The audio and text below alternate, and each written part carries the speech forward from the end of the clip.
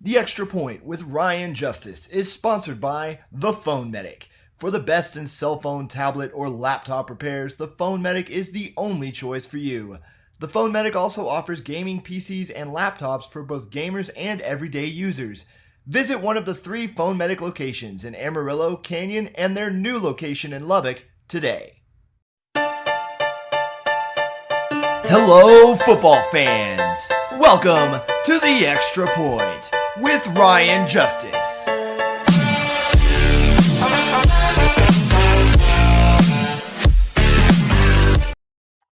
It's Tuesday night, and another NFL week is in the books. Hello, everyone. I am Ryan Justice, and welcome to The Extra Point. Brought to you tonight by the Phone Medic of Amarillo, Canyon, and Lubbock. Guys, right off the top, go find Gabe for all of your tech repair needs for any cell phone, laptop, gaming PC, console needs that you might have. Gabe at the Phone Medic is going to have it. Well, guys, tonight is The Extra Point. We are riding solo tonight, so I invite everyone to sound off in the comments. Go like, share, and subscribe. Spotify, YouTube, Twitch, all of the above. We're about halfway to our goal on Twitch, guys. We need to get it there because I want some fun stuff to do over on Twitch with you guys. Don't worry, we're still going to be right here each and every Tuesday night at 8:30, getting you guys caught up on everything NFL, everything important NFL, and getting you set up for the week ahead. Well, guys, we're going to go ahead and open it up with hot topics. Guys, a lot of news coming out of the NFL this weekend. Injury news for some pretty key players in the game right now. Deshaun Watson going down with a ruptured Achilles. Brandon Ayuk, torn ACL. Chris Godwin, dislocated ankle.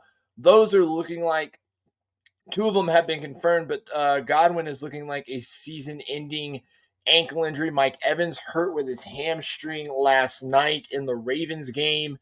The Bucs especially are going to be feeling this. They felt it immediately in that game with Mike Evans going down and then Chris Godwin going down. A lot of people talking about whether or not Godwin should have still been in the game at that point because it was getting to be a blowout. I know that the Bucs are still trying to fight.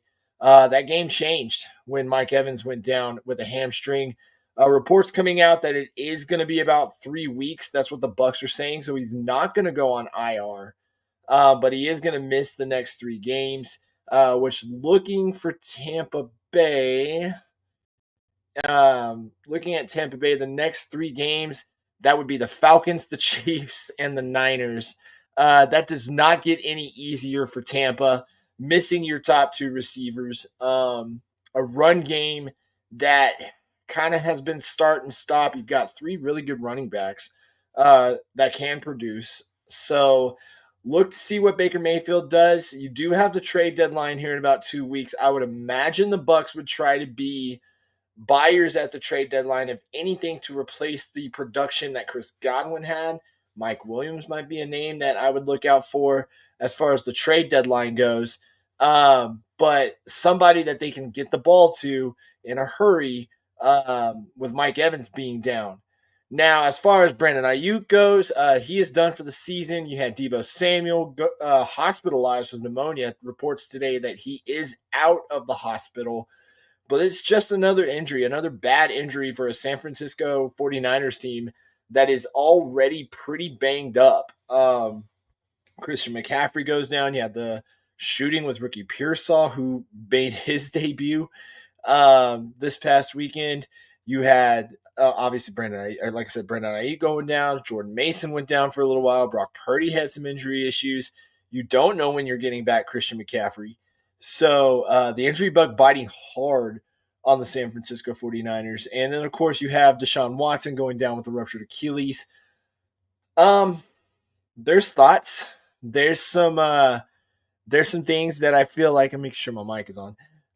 There's some things that I feel like could be said. A lot of people were kind of reacting to the reaction of what happened to Deshaun Watson, but uh, this is I'll say this. It feels like it's the football gods forcing a hand. The Browns have needed a quarterback change. Kevin Stefanski was adamant about sticking with Deshaun Watson, even though you had a guy like Jameis Winston, you had Dorian Thompson-Robinson. They bring in Bailey Zappi now, presumably to be the emergency third quarterback, and Cleveland gets their quarterback change. As far as what this does for Deshaun Watson, he's got a $75 million plus cap hit over the next 2 years. And it's going to be hard for the Browns to move on. It's hard to believe he's going to be the same quarterback because he's had 2 ACL tears already. Now he's got the Achilles injury. A lot of people don't come back the same for that. And Watson hasn't been the same since he took his first snap for the Cleveland Browns anyway. So you got to wonder what is going to happen with the Cleveland Browns going forward. I know that there was some reports out there saying that the Browns might be able to recoup some money because of the injury. I know that a lot of people were talking about whatever clauses there were with his suspension, if that were going to happen. But in the short term, Cleveland gets their quarterback change. We'll see if that changes anything. I know Amari Cooper is now missing. We'll see how they do with Jerry Jeudy, David Njoku, and company. I guess Nick Chubb could not have gotten back at a better time. But yes, big injuries in the NFL this week. Big names going down across the league. Speaking of Amari Cooper, he scores in his Bills debut. He didn't have a whole lot of as far as yards go, but he was impactful. In fact, you saw the video of Keon Coleman telling him what route to run on the play where he scored the touchdown. But Amari Cooper already paying dividends for Buffalo. And this was a smart trade, I feel like. This was a trade that if it wasn't Buffalo, then who? I felt like, because Amari Cooper was not getting anything in Cleveland. We all saw how bad the offense was in Cleveland. One of the offenses that was near the bottom of the league. There it is, Buffalo. But yeah, I feel like this is exactly what the Buffalo Bills needed, because you saw them kind of get exposed against a team like Houston, where they really needed a number one receiver. They thought it might be Keon Coleman, thought it might be Khalil Shakir.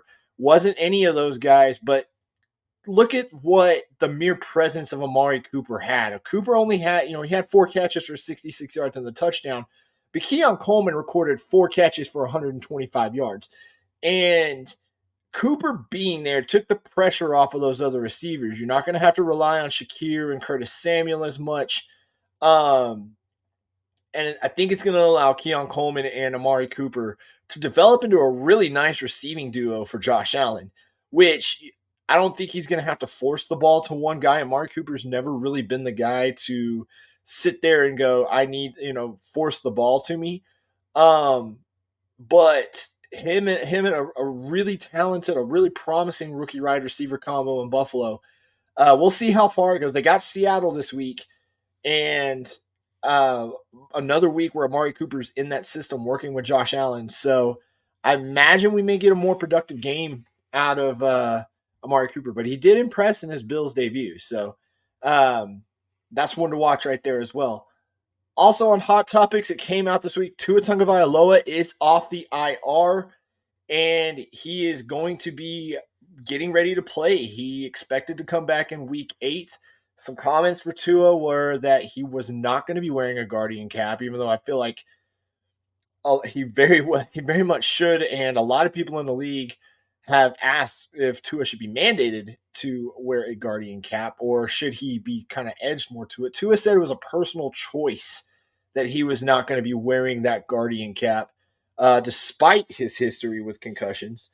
So it's a scary thing, you know. I feel like Tua coming back, especially when they had Tyler Huntley go down, um, should bring some stability back to this Dolphins offense. We'll see how they fare with Tua back in the lineup. I will say this: before he went down in that Buffalo game, they were not looking good at all. The Dolphins offense was completely getting dominated. Tua being back, I would imagine that's going to bring Tyreek Hill and Jalen Waddle back into the fold. Their production has been way down over the last few weeks. I believe Tyreek Hill wasn't even averaging 50 yards a game going into with Tua being gone. But Tua coming off the IR, looking to start week 8. He is practicing this week, so we are going to watch and see how he does. And then we'll see if he can stay healthy the rest of the way. But that'll do it for Hot Topics right now. Let's get into game reactions. We kicked off the week Thursday with the Broncos and the Saints. This was actually a game that I thought would be closer, but the Saints probably second in the league as far as injuries go compared to the San Francisco 49ers. They completely dominated the Saints on a night where Drew Brees was getting inducted into the Ring of Honor. But the Broncos kind of showed flashes. They got things done. Spencer Rattler got in the game. He had 172 yards passing. Bo Nix, 164 yards passing. But it was the run game that really helped Denver win this game. Javonte Williams. Again, him and Jay Williams kind of gets a little mixed up there. Javonte Williams had 2 touchdowns in the game. Cedric Wilson had a touchdown for the Saints. But this was just the Broncos controlled the ball. They really just did not let the Saints get anything underneath them until the game was out of hand. Williams had 88 yards carry. I apologize. He had 88 yards on the ground and 2 touchdowns. Not really anyone standing out on the receiving end for Denver, but it was just a well-coached game. It wasn't like one of those instant classics that you would see, but Denver dominating on the ground. And that seems to be something they really want to get to. You don't want to put the ball in Bo Nix's hands too much as a rookie, especially as a rookie that's still needing some development. But Denver goes in and gets it done, and they keep getting it done. They keep getting wins. I'm looking at the standings right now, and Denver's second in the AFC West at 4-3. I don't think they're catching the Chiefs anytime soon, and I think when those two teams step on the field, the Chiefs are really going to show them where they are. But I'm looking at what Denver's next 3 games are. Let's see. You got the Panthers, the Ravens, and the Chiefs. So the Panthers is a very winnable game for them. Then you got the 2 favorites in the AFC and the Ravens and the Chiefs before getting the Falcons the week going into Thanksgiving, or the week before Thanksgiving. I'm sorry. But the schedule's getting harder for Denver, and we're going to find out really what Bo Nix is all about. We know what Sean Payton is, but we're going to find out where this team stands going into the rest of the season. As far as the Saints go, you lose Rashid Shaheed. Derek Carr's down. I don't believe he's on IR, but I believe he's out a few more games. Derek Carr's down with the oblique injury. So you're relying on a rookie, you're relying on an unproven rookie, and he's shown flashes. Like there's been some times where Spencer Rattler has had some moments where I'm sitting there going, okay, maybe he could develop into something. But then you have a game where he goes up against a defense that's showing him something that he's not familiar with, and he kind of just fell apart. And also you lose, again, one of your top receivers. They did sign Montez Valdes-Scantling this week. So I feel like, the Saints are trying, but injuries are just piling up for them. And it's at this point, it's becoming too much to overcome after a 2-0 start. So I feel like they're watching this division slip away from them. We'll see if they're active at the trade deadline, but they got to overcome this win. They've had the mini bye, and this week, I'm looking for the Saints. Sorry, I'm on last week, guys. This week it doesn't get any easier for them. And New Orleans, find it real quick. Wish my computer would load up a little faster. New Orleans has the Chargers, so another good defense going up against a rookie quarterback and a depleted wide receiving core.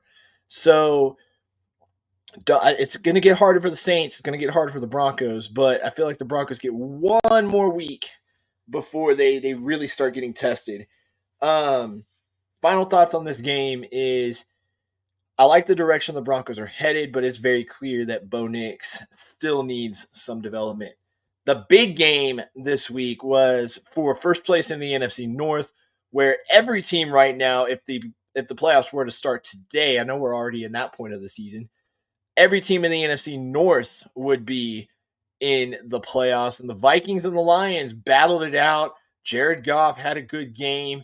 The Lions, again, they are the hottest team in the league right now. I know a lot of momentum was in Minnesota's favor, but Jared Goff, 280 yards, 2 touchdowns. Sam Darnold kind of fell back into some old habits in this game. He had an interception. They held Justin Jefferson to under 100 yards receiving. Amon-Ra St. Brown had himself a day with over 100 yards. So did Jahmyr Gibbs. And you just kind of got to see this Lions offense on display. You got to see, they got to answer some questions about Aiden Hutchinson, got to answer some questions about whether or not this defensive line was going to be able to hold up. And, you saw Aaron Jones did get 93 yards. Looking at Sam Darnold's sacks right now, he did take 4 sacks. So they did adjust, again, Aiden Hutchinson is missed, but they were able to overcome it, and they were able to overcome it against an undefeated team at home. Going into Minnesota is not an easy place to play. They had I believe it's they had the field goal with Jake Bates to win it, and then Minnesota had to run out they ran out the clock on Minnesota. So Lions, man, right now to me they're the best team in the NFC, and there is nobody touching them. There's nobody who is going to be close to doing what the Detroit Lions are doing right now. Jared Goff is in the MVP conversation, and some people are saying it's not even a conversation. Jared Goff should be the MVP. And I know you're talking about that might be blasphemy when you got names like Mahomes and Josh Allen and Lamar Jackson out there. Lamar Jackson's probably the only other guy right now that I would consider in the running for what Jared Goff and the Lions are doing. As far as the Vikings go, you had to know it was coming soon. They were fully healthy. The Lions game plan really well. And they adapted with Aiden Hutchinson being out of the lineup as well. But they were able to get Justin Jefferson somewhat going. He was able to make some big plays. You had Aaron Jones making some good plays. It was the turnover by Sam Darnold that I feel like made the difference. And you just, again, measuring up the quarterbacks. Darnold's playing really well. Don't get me wrong. This is the best football he's ever played. But the Lions, to me, are just too complete of a team. They have everything on both offense and defense. They are not a team that is going to give up when they are dealt a setback. Dan Campbell has that team ready to go. Sorry, guys, I got a hair on my face. Dan Campbell has that team ready to go, and they're not going to quit, even if they are up against an undefeated team. So, final thoughts on this game. Again, the Lions stay hot. Rich get richer. Want to see what they do in the next couple weeks with Aiden Hutchinson going down. A lot of rumors that they are going to try and go out and get a pass rusher. They were tied to Hassan Reddick before he signed. They were also, a lot of people are also wanting them to go out and get Max Crosby as well. But yeah, Lions, man, still the best team in the NFC. And to me, still the favorite to win that division. Guys, thank y'all for joining. Sound off in the comments. Let us know where you're at. I'm going to go ahead and tag some people too, guys. Let us know where you're at. Let us know how it was going. How was your week 7 in the NFL? Say hey, guys. If you have some takes, drop them. I want to hear them. I want to hear what you guys have to say. Be sure to like, share, and subscribe as well, guys. Um, gonna get some Going to get the sponsors plugged in. Again, go visit the Phone Medic of Amarillo, Canyon, and Lubbock as well. If you guys want to go ahead and get all of your tech, repairs needs and everything. Go get that taken care of at the Phone Medic of Amarillo, Canyon, and Lubbock. Getting on with game reactions. So we had the Super Bowl rematch, Chiefs and Niners. Neither quarterback played well in this game. At all. Patrick Mahomes didn't have a touchdown. He had 2 interceptions. Brock Purdy did not play well in this game at all either. He had an interception. Of course, the big news coming out of this game was the injury to Brandon Ayuk. Of course, adding more and more injuries to this banged up San Francisco 49ers team. And the Niners find ways to win against teams they're supposed to win against. And I know a lot of people are making they're making some waves about what Patrick Mahomes is playing like. He's got 8 interceptions on the year. He's in the lead for interceptions. Here's the thing: Mahomes has been in that position before, and he ended up in a Super Bowl, or he ended up at least in the AFC Championship. I'm not counting out Patrick Mahomes. I saw a graphic today that had some stats on it where it was showing that Trevor Lawrence actually has better numbers than Patrick Mahomes right now. And look, you can't count out the Chiefs. You can't count out Andy Reid. You can't count out one of the best quarterbacks we've ever seen.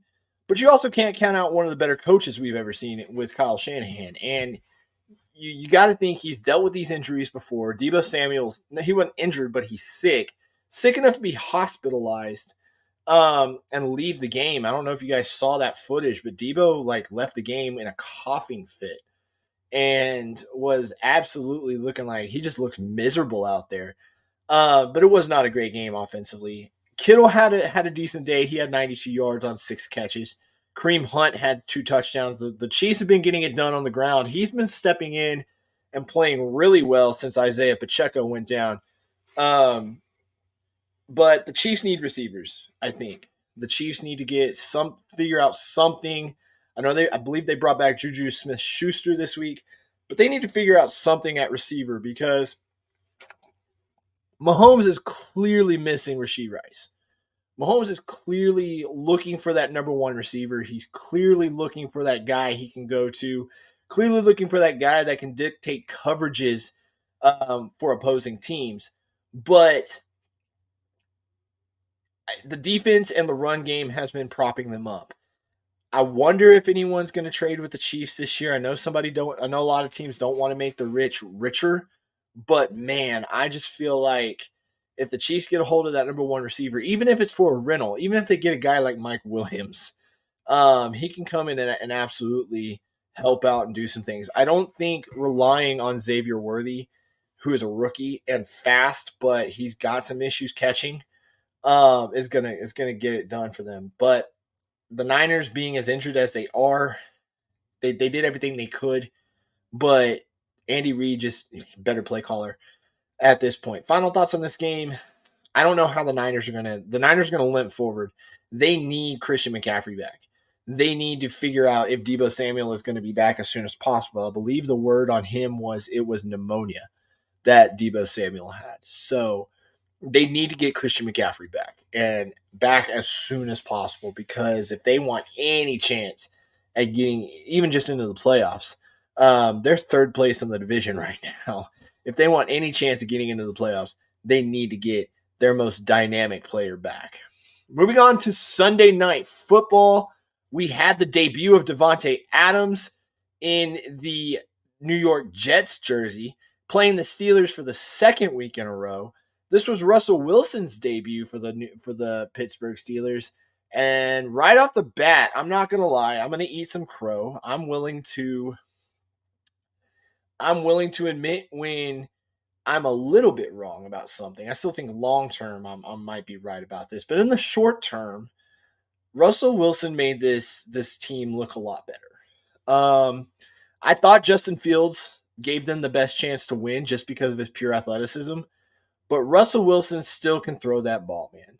He can still make plays. He can still get on and get going and get a team down the field when they need to get down the field. And some of the throws he made to George Pickens, some of the throws he made to Pat Freiermuth, um, I sat there and looked at it and said, I don't think Justin Fields can make those throws. Najee Harris continuing his momentum from last week, getting the run game going. Russ just looked like he was in way more command of that offense than Justin Fields did. Not saying Justin Fields did bad. I mean, they were 4-2 when he before Russell Wilson took over. But this team looks like a way more dangerous team than they did with Justin Fields. And yeah, they're 5-2 now.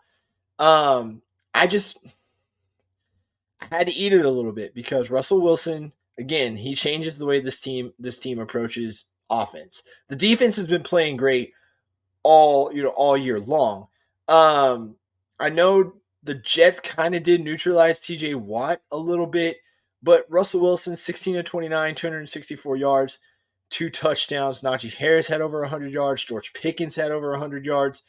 They were just way more explosive in this offense with Russell Wilson under center than they were with Justin Fields. And I'm looking at it right now on the defensive side. I don't see TJ Watt with a sack. So the one thing the Jets did do is they did hold TJ Watt and stop him from wrecking the game. But, Rodgers only took 1 sack in the game, and that came at the hands of That came at the hands of Larry Ogunjobi. So better offensive line play with the new play caller now that Nathaniel Hackett isn't there anymore. But still, man, there's a lot to clean up with this Jets offense. There's still a lot that Aaron Rodgers has to get cleaned up. I know Adams was still kind of getting acclimated. He had 3 catches for 30 yards. But it was the coverages that were being dictated with him being out there and what he brings to the table with Aaron Rodgers. Breece Hall had over 100 yards receiving, and he had 38 yards on the ground. So he had almost 150 yards from scrimmage. Garrett Wilson had a better game just simply from Davante Adams being out there. And that's what I feel like a lot of teams need.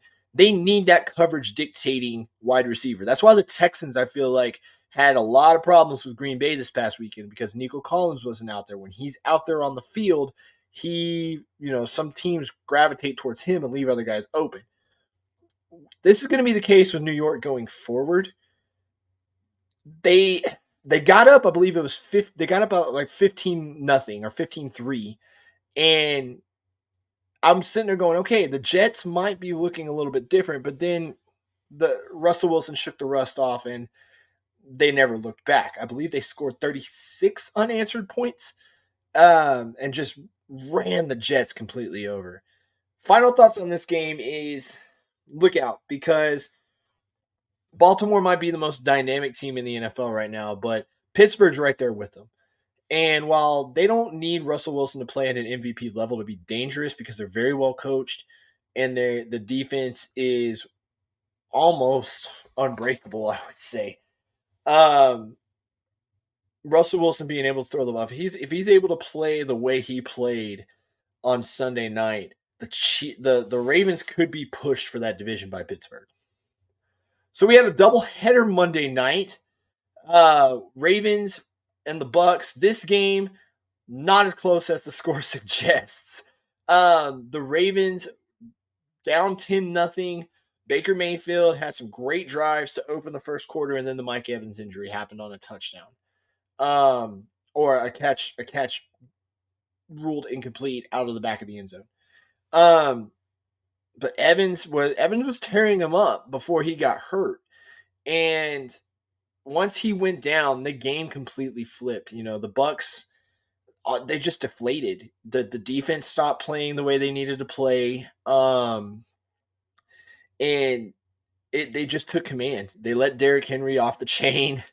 They smelled blood in the water, and they absolutely took advantage of it. Baker was trying to throw it all over the field, 3 touchdowns, 2 interceptions, very gunslinger numbers, but 5 touchdowns from Lamar Jackson, man. 169 yards on the ground from Derrick Henry. And they are the most scary offense, I think, in the NFL right now, because you're either having to block Derrick Henry, who is a 250-pound man running 20 miles an hour, or you are having to block one of the most dynamic athletes in the league in Lamar Jackson. And I feel like if it's a pick your poison, because they got Zay Flowers who can catch, they got Isaiah Likely who can catch, Mark Andrews, he's not done yet. And this is just a dynamic offense that can beat you in a ton of different ways. And with the injuries that happened to the Bucks, they lost their 2 best weapons and they could not keep up. So we'll see how this is going forward. My final thoughts on this game is watch out, because the Ravens to me are in the driver's seat in the AFC, and if they aren't in the number 1 spot soon, they will be. They're going to be a tough out. KC's going to take a loss soon. I can't pinpoint exactly when it's going to be, but I think once KC takes a loss, they already beat Baltimore, barely beat Baltimore. But once KC takes a loss, Baltimore's not going to be looking back. These are the 2 teams that I feel like are going to be duking out for the number 1 seed this year. But Baltimore's the most dangerous team in the AFC right now. Don't let their record fool you. Before we get into 3 up, 3 down, guys, again, sound off in the comments. I want to know who's watching. Say hey, whether you're on Twitch, whether you're on YouTube, whether you're on Facebook. Let us know. Let us know where you're at. Let us know what you got. Shout out your team. Shout out anyone you want to shout out, guys. We'll recognize it here. I want to say thank you to my sponsor, the Phone Medic of Amarillo, Canyon, and Lubbock. Guys, go see Gabe. Tech needs, all that kind of stuff. Again, hitting that like, share, and subscribe button. Be on Spotify tomorrow. Full episode up. If you're wondering where Andy is, he is on vacation. We got to let our guys have some kind of vacation every now and then. But Andy's on vacation. He will be back next week. So we're riding solo, guys. So I want to hear from you guys. We want this to be a fan-driven show. So sound off in the chat. Sound off Facebook, YouTube, and Twitch, guys. We want to hear from you. We'll highlight your comments here on screen as well for anyone new joining in. This is now 3 up and 3 down. 3 up and 3 down, where we're going to choose 3 players, teams, whatever we want to choose for this week, to be on the up list. We got a first on the up list this week. We have a first. Don't go anywhere. You're going to want to hear who's on the up list at the top of the mountain, nonetheless. First up on the up list, Brian Thomas Jr. Been watching him for a little bit from Jacksonville. He has had a great rookie season. If I am looking at his receiving numbers, I believe he's leading the rookies in receptions. But he has just been a great addition to the Jacksonville Jaguars. Looking for his numbers right now, but there he is. He's got 513 yards on 30 receptions, 4 touchdowns, 5 catches of 20-plus yards or more. But Brian Thomas in this last game in London really had, he wasn't the highest receiver, but he was definitely the one making the most impact. You can tell a lot of teams are taking notice of what the young receiver, the first-round draft pick, is doing for the Jaguars. And what was a really good game from Trevor Lawrence. Brian Thomas has really helped out this offense. He has really made a difference in how this team has approached the passing attack. But if you're a fantasy owner, you're definitely been happy with the production he has given you in your games. But yeah, Brian Thomas on the up list. Good game against the Patriots this past weekend in London. Keep an eye on him, because I feel like the more as the season goes on, him and Lawrence are going to develop a better chemistry, and this is definitely going to be a dangerous combo if Lawrence can get his act together. In certain cases, but I feel like him and Brian Thomas, that could be a really good hookup for a Jags team that is very talented. I'm not going to disagree with Shad Khan. This is the most talented he's probably ever seen. They just got to get their act together. They got to get the game plan going. They got to figure out some better decisions to make. But Brian Thomas was definitely one of them. Next on the up list, now his numbers aren't going to jump out at you, but Nick Chubb getting back on the field and scoring, Nick Chubb getting back on the field and getting his feet wet after over a year off on one of the most horrific knee injuries I've seen, giving this Cleveland Browns team a boost. He was cheered like a returning hero getting onto that field. We'll see how his legs are going forward, but he makes the up list because in his first game back, he gets a touchdown. He kind of uplifts a Browns team that needed to be uplifted. I know we got a losing team, a player from a losing team on the up list. Wait till you see what the down list looks like. But Nick Chubb getting back in, and I think once he gets into the swing of things, if everything kind of still holds up and he still has the power and just burst that he had before, this could be a boost for the Cleveland Browns and really could get them, I don't want to say back into like contention, but it could definitely keep them competitive and let them pick themselves off the floor a little bit. So I said there's a first for the top of the mountain this week, and here it is. It is a co-top of the mountain. Jared Goff and Saquon Barkley both sharing top of the mountain. I said Jared Goff had just a great game. He's probably the hottest quarterback in the league right now outside of Lamar Jackson. But 22 of 25, 280 yards, touchdown. Jared Goff has had a perfect game this year, and Jared Goff has just absolutely dominated in some circles. I'm looking at his passing numbers right now, and he's got 1,600 yards. He's in the 1, 2, 3, 4. He's in the top 10 in passing.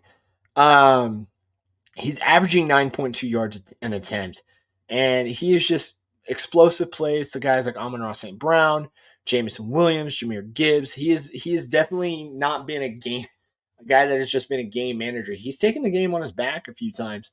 But this week, going up against the undefeated Minnesota Vikings, coming out with the dub, Jared Goff splits the top of the mountain this week with Saquon Barkley. 17 carries, 176 yards, and a touchdown. Saquon Barkley had more yards by himself than the entire New York Giants offense in a dominant performance against his old team in his return to MetLife Stadium. Saquon Barkley, said it before and I'll say it again, the Eagles go where Saquon Barkley goes. And when Saquon gets hot, this team is a lot better. I noticed A.J. Brown is back, so that's going to give the Eagles another weapon in the passing game to hopefully get Saquon Barkley going. I know there's been some questions about Jalen Hurts. This was a get-right game, a much-needed game for the Philadelphia Eagles, but Saquon Barkley going in there and absolutely just dominating, especially dominating a Giants defense that had been playing very well as of late. Dexter Lawrence has had some good games. I know they're missing Kayvon Thibodeau, but the defensive line had been playing really well, and Saquon Barkley just went in there and dominated against his old team. Well, we went 3 up, and now we're going to go 3 down. First up on the down list, in a win, Patrick Mahomes. Look, this one was kind of a toss-up. I wanted to include either him or Brock Purdy. Chalking up the injuries to Brock Purdy. Mahomes has kind of been off this year. It hasn't really been dominating Patrick Mahomes. It's weird to see him with a stat line that has under 200 yards passing. I've seen him throw multiple interceptions in a game before, but this whole year has just kind of felt off for Patrick Mahomes, and the team has kept them winning, whether it's through good running, through great defense, through great coaching, through great play calling, even just a little bit of luck with a toe out of bounds in the first game. But Mahomes has not been playing his best ball this year. I don't even believe he's in the top 10 as far as yards go. Yeah, he's just outside the top 10. He's got 6 touchdowns, 8 interceptions. He's thrown for just under 1,400 yards, which again is rare for Patrick Mahomes. Usually you see Mahomes at the top of the list, and he's had receivers go down before. So no injury concern with Mahomes, no injury concern, and nothing that we've heard of. I believe it's one of those things where Mahomes is finding a way to win, being efficient. But in this Niners game, he was not good. So he makes the down list this week. Next up on the down list, we mentioned him before, spoke of what the impact he had in the game was, but he's still in his debut. Made a big deal, big spectacle out of going to the Jets. Devontae Adams, 3 receptions, 30 yards. I guess being Aaron Rodgers' teammate for a week didn't really give him the crash course in the Jets that he wanted. Not a very impactful debut when you compare it to the other big wide receiver trade that was made as far as Amari Cooper goes. But yeah, Devontae Adams, as far as like the numbers and everything go, no touchdowns for Adams. Still kind of looking to get acclimated, but yeah, he makes the down list this week. All right, this Factory of Sadness, it makes me sad and infuriated at the same time. I'm still kind of processing what happened on Sunday, but the Factory of Sadness this week goes to the Houston Texans offensive line, and they should have been on the down list. I think I had them on the down list a couple weeks ago, but more so, this was bad. And I've watched it the last few weeks. They've had problems pass protecting, lots of problems run blocking, picking up assignments, communication. They have just let guys run free. They've tried to put tight ends on some of the best defensive ends in the league. They can't make adjustments after the half. The Texans kind of got bit in the butt with the close game, and the offensive line really did not help the cause, especially as the defense was making some really good plays and making Jordan Love's life miserable despite being down 5 starters.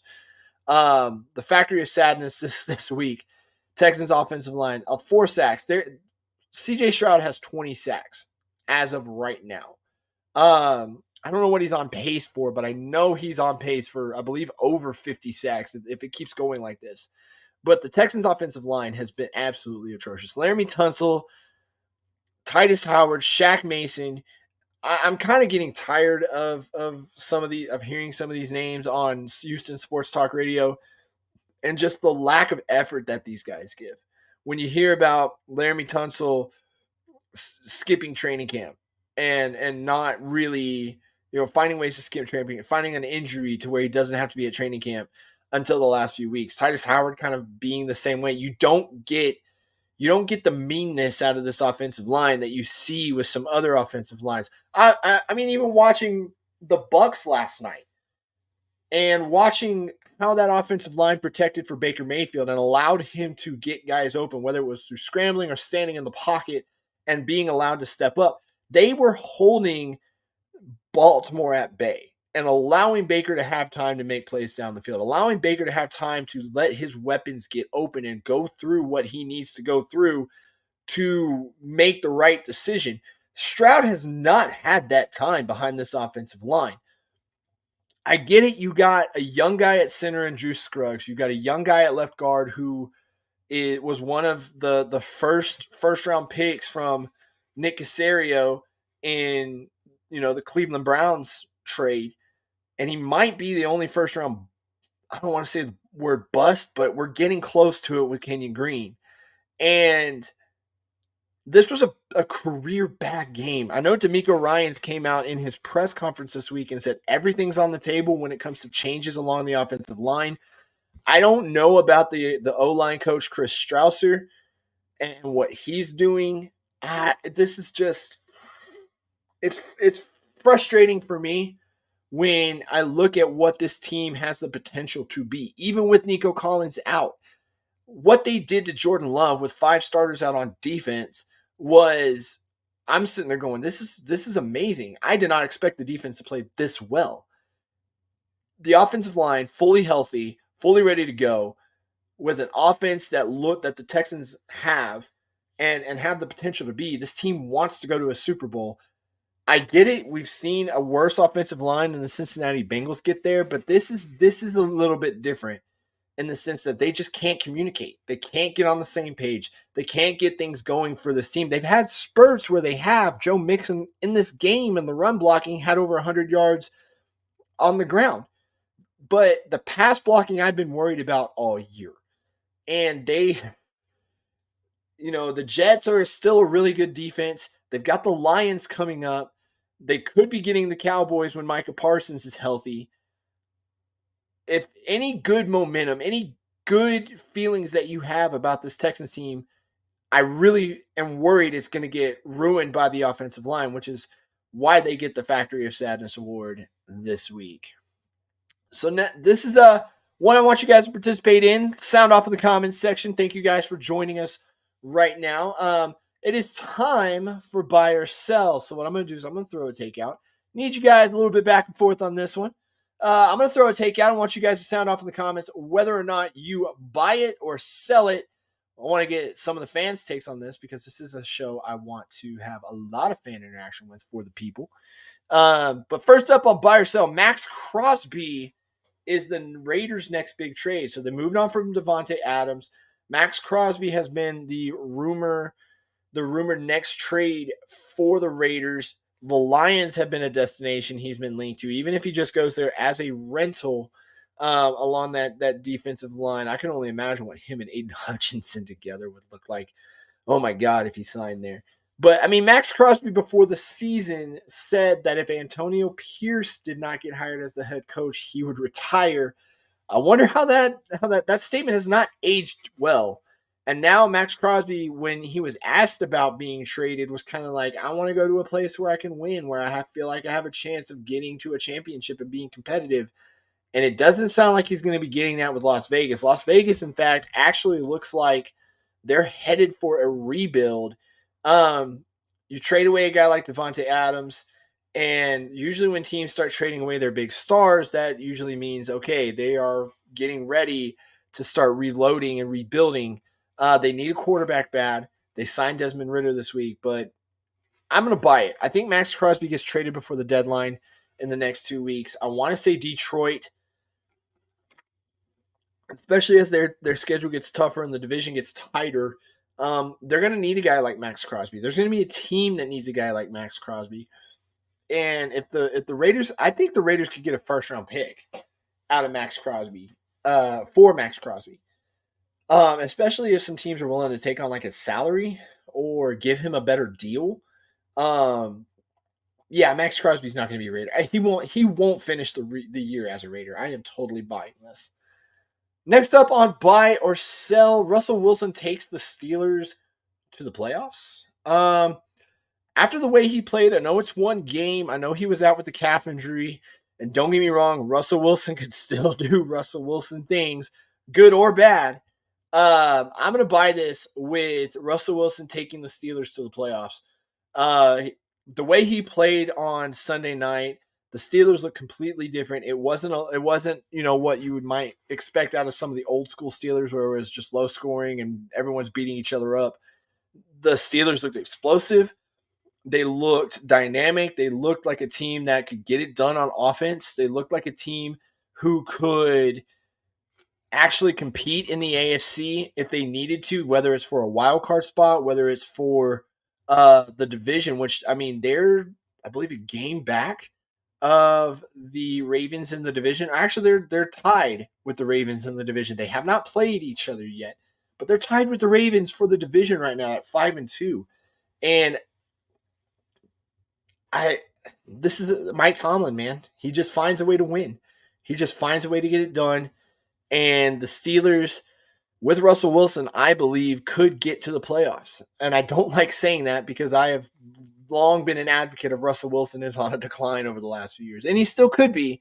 But right now, I am buying Russell Wilson will take the Pittsburgh Steelers to the playoffs. Next up on buy or sell, the entire NFC North makes the playoffs. The entire NFC North right now is above 4 wins. You got 3 teams with 5 wins, and of course the Bears at 4 wins. And every single one of them, if the playoffs were to end today, would be a playoff team. That's crazy. That's going to be a first for me. But I'm going to say I don't believe the entire NFC North makes the playoffs. There's going to be a team I feel like that could run out of gas.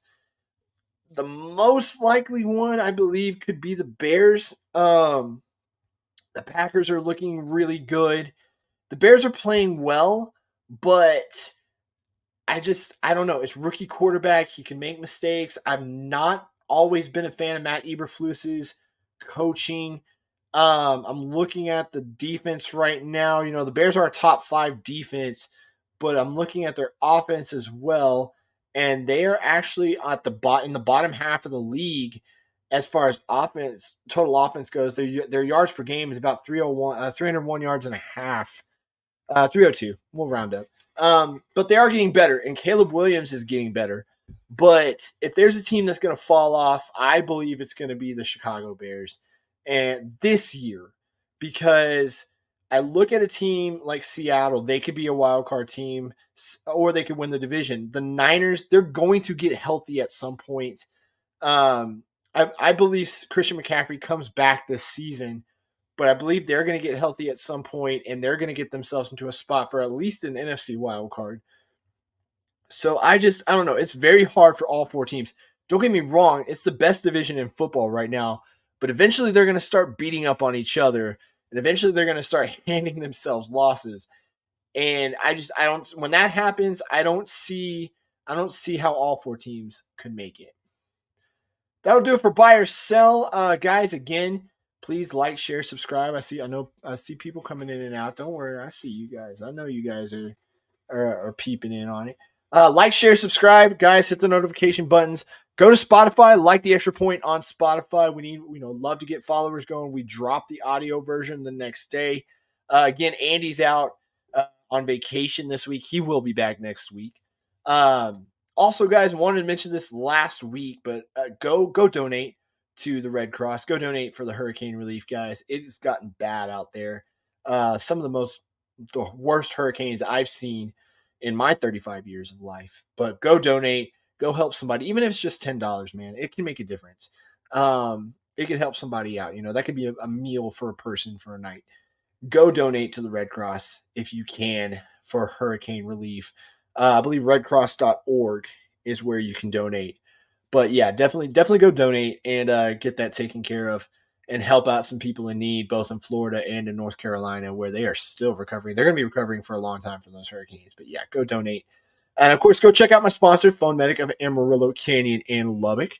For all your tech repair needs, go see Gabe at the Phone Medic. Tell him the Extra Point sent you, and that'll put a smile on his face. Now it is time for game previews. The lines that we have for the game previews are, as of today, provided by ESPN Bet. We open up Thursday night. This one's a little surprising. Vikings coming off their first loss of the season, going to Los Angeles, who are looking like they're going to be sellers. Cooper Kupp's on trade rumors. Puka Nacua did get activated. Did get his 21-day return window activated. Kyren Williams has been playing well for the Rams, but this is still a stacked Vikings team, man. And the Rams just lost to the Cardinals. They're to me, they're the most disappointing team in the league, because I thought the Rams were actually going to be making a run for something, and they just keep disappointing. They don't play well. You've got rumors that Cooper Kupp's on the trade block. In fact, they confirmed it today. You're hearing reports that even Matt Stafford is available. So this is a team that I feel like is either going to win. They're either going to be winning something, or they're in sell mode and looking to go through another rebuild. The Vikings coming in, I know they're coming in off a loss. I know they're coming in on a short week, but they remain relatively healthy going into this game. And you knew they lost to the Lions, who, like I said, is probably the hottest team in the NFC, probably the hottest team in the NFL right now, if I'm being honest. But they got another one coming up against them. I just don't see the Vikings losing at all. And in fact, -3, I don't see why they're only favored by a field goal. This is going to be a game where I feel like the Vikings are just going to dominate the Rams and really start getting the rebuild talks going even more. I believe the Kupp trade rumors will probably heat up. If he gets traded before this game, then yeah, the Vikings are definitely going to dominate. But I feel like the Cooper Kupp, he's going to play this game, and then the Cooper Kupp trade rumors are really going to heat up. My pick this week, the Minnesota Vikings on Thursday Night Football. I had to go back and forth with this one. My original preview for the 12 o'clock window, the game I was going to highlight was going to be Atlanta at Tampa Bay. Atlanta got the doors blown off them, and then Tampa Bay loses both Mike Evans and Chris Godwin. So I decided, let's go with Old Faithful. We'll go with the Indianapolis Colts at the Houston Texans. This is actually for a share of first place. Either the Colts, if they win, they get a share of first place in the division on the split. If the Texans win, sole possession of first place. They are -6 at home. Andre Johnson getting his Hall of Fame ring at this game. Last time they met, week 1, Joe Mixon, 155 yards. But Anthony Richardson was able to hit some big plays down the field on the Texans. They meet in Houston this time, where the Texans, I believe, got them the last time they played in Houston as well. Anthony Richardson or Joe Flacco, I think that's what they're going to end up going with. Richardson didn't play well again, not even hitting 50% of his passes, which is starting to become normal for him. I think the hype is starting to wear down about Anthony Richardson with the Colts, and they're starting to realize what they got. Jonathan Taylor is there, but I believe he's banged up as well. And he hasn't really jumped off the page this year either. I'm looking at his stats, and he's quite far down the list. He's only got about 350 yards rushing. I believe he's got 4 touchdowns, 4 runs of 20 plus yards. But Jonathan Taylor, if he's healthy, he could be the factor in this game. But the Texans got Danico Autry back. They got word today that they opened up a roster spot for the 53-man, which a lot of people are thinking might be Christian Harris coming back or Jeff Okudah coming off of IR to help replace an injured Kamari Lassiter. I like the Texans in this game. It's at home. The Texans have played well at home this season. I don't think it's going to be a close game this time. I think with Joe Mixon back, with Dameon Pierce back, and getting going, this will be their 3rd game back, I believe. The Texans will run over the Colts if they can limit the big plays, if they can limit the mistakes that they made, if they can get this offensive line together, because the Colts – still have a formidable pass rush. You still got EJ Speed, still got Zadarius Smith. But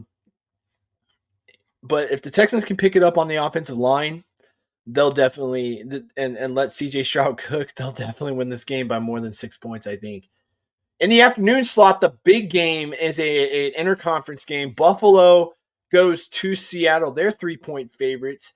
This is a big game because, this is a huge test. Buffalo kind of fell off as of late, but of course the Amari Cooper pickup. Seattle, we'll see how the DK Metcalf injury affects this game, but Kenneth Walker had himself a game against the Falcons. Geno Smith leads the league in passing. Still got explosive players like Tyler Lockett, but Josh Allen is playing at another level. You add a weapon like Amari Cooper. Keon Coleman picked it up this past week. And Seattle's been up and down. You don't know what Seattle team you're going to get. Is it going to be the Seattle team that got dominated by San Francisco, or is it going to be the Seattle team that actually beat that out of Atlanta? With them being so up and down, and the Bills consistently being a good team week in and week out, save for the Josh Allen performance against Houston, I like the Bills in this game.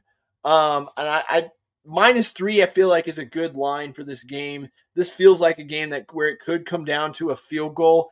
It could come down to, hey, this team is maybe even less than 3 points apart. It'll be a close game. I think the Seahawks have kind of gotten over whatever it was that plagued them against the Niners. But we'll see how DK Metcalf comes back, if he does well with his injury. But I believe he was considered week to week. But without him, I just don't see how they overcome the Bills. Sunday night, the Dallas Cowboys, coming off the bye week, coming off of the absolute trashing they got at the hands of the Detroit Lions, coming off of 2 weeks now of Jerry Jones' comments. If you guys heard what he said today about Derrick Henry, Jerry today on the same station with the same guys, he basically threatened last week, saying that he didn't know if Derrick Henry could have a career year, the type of year he's having in Baltimore in this offense. I got thoughts on that. Derrick Henry would, again, I said it last week, Derrick Henry would have, even if he doesn't have a career year, he makes Dak Prescott's job so much easier. And I know the Niners are dealing with a bunch of injuries on offense, but you still have Nick Bosa lining up on the other side of that offensive line. You still got to run through that defensive line. You still got to pass against that defense. Having a guy like Derrick Henry would have made this game a lot easier. And I know San Francisco's favored by 4. That's only because they're injured. And Dallas has an opportunity in this game. They have an opportunity to pick up a win that they shouldn't. Dallas is ranked last in rushing, ranked last in rushing yards per game. Their offense is near the bottom. They are just not a good offense. They look so in terms of like yards per game, they're actually right behind the Texans, but their rushing offense is just awful. And you can't just put this all on Dak Prescott and CeeDee Lamb. But again, like I said, they have an opportunity here. No Brandon Ayuk. Deebo Samuel probably not going to play in this game. Again, no CMC. We don't know when McCaffrey's coming back. And Jordan Mason's been kind of banged up for the last couple of weeks. Purdy's hasn't been playing well, but the Cowboys also don't have Dexter Lawrence or Micah Parsons back yet.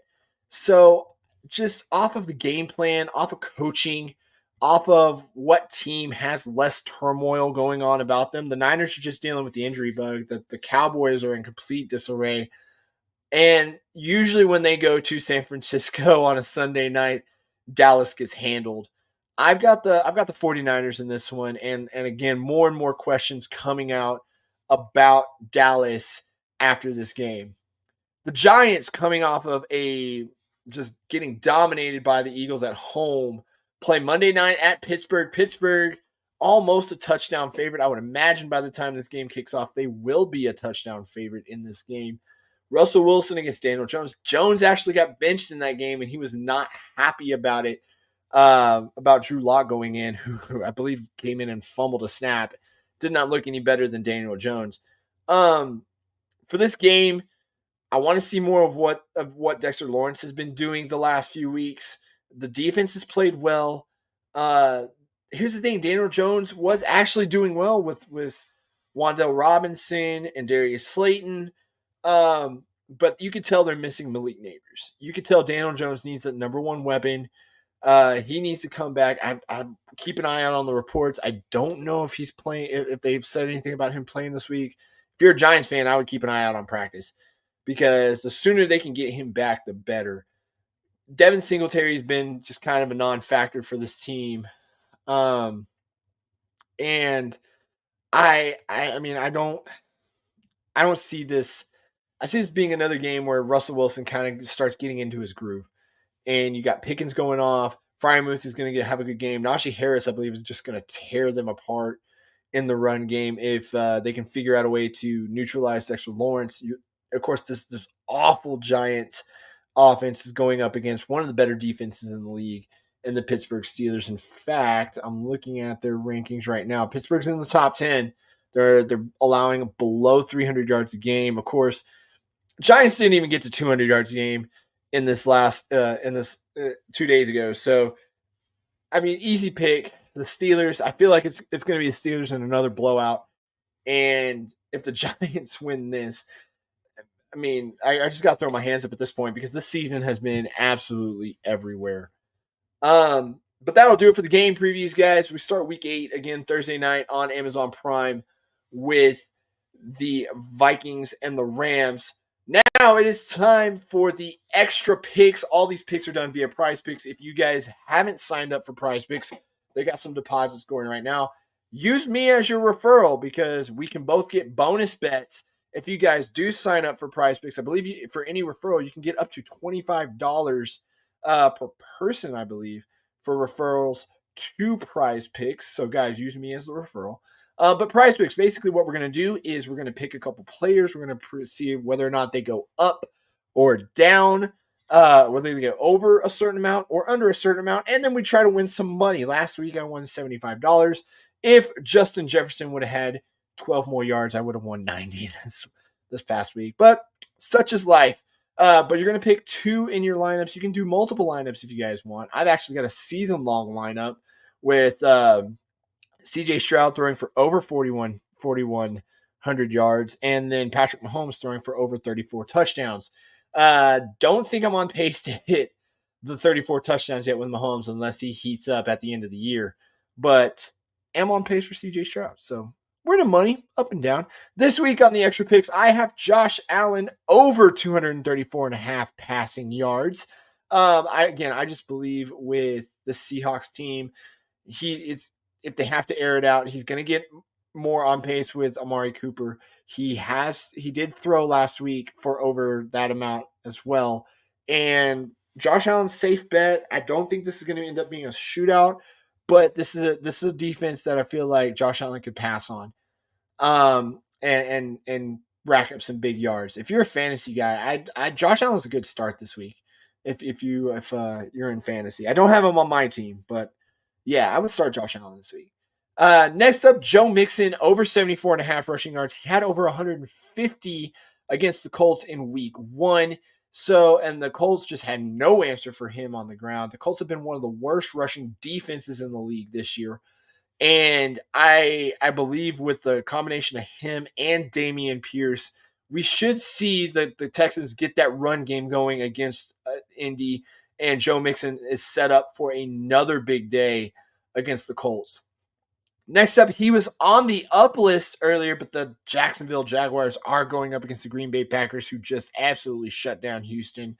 The rookie Brian Thomas, under 58.5 yards receiving this week, going up against a very talented Green Bay Packers defense. I'm looking for his average real quick. Let's see. Brian Thomas has been averaging. I don't have it. NFL.com doesn't have it right now, but I know that he's been up and down. He's had some really good games, but this week he's up against he's up against a very good Packers defense. I got to commend them for what they did to the Texans, but yeah, under 58.5 receiving yards for Brian Thomas this week. That does it for us. Andy will be back next week, guys. Thank y'all for hanging out with me on the Extra Point. Go like our sponsors, the Phone Medic of Amarillo, Canyon, and Lubbock. Guys, like, share, subscribe. We want to get to those 50 subscribers on Twitch, so that way we can start doing subscriber exclusive streams. We want to do fantasy, we want to do betting, a lot of stuff, but it can't happen. It'll only happen on Twitch, but it'll happen once we get to 50 followers on Twitch, so we can get that affiliate status. Again, guys, that does it for this week. Week 8 starts Thursday night. Get your fantasy lineup set. Until then, guys, been a pleasure. Goodbye and good night.